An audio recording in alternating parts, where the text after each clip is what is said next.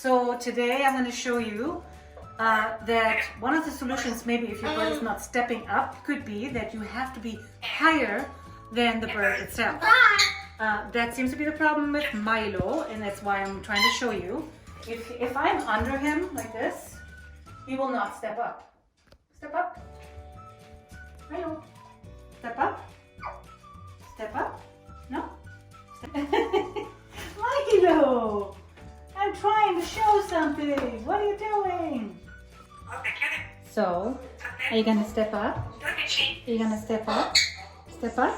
No? Are you gonna step up? You gonna step up?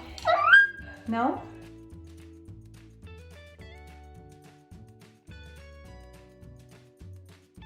Alright. Oh, look at this. I'm tall. Just like you, Milo. So let's see. You step up. Look at that. Ooh, success. Success.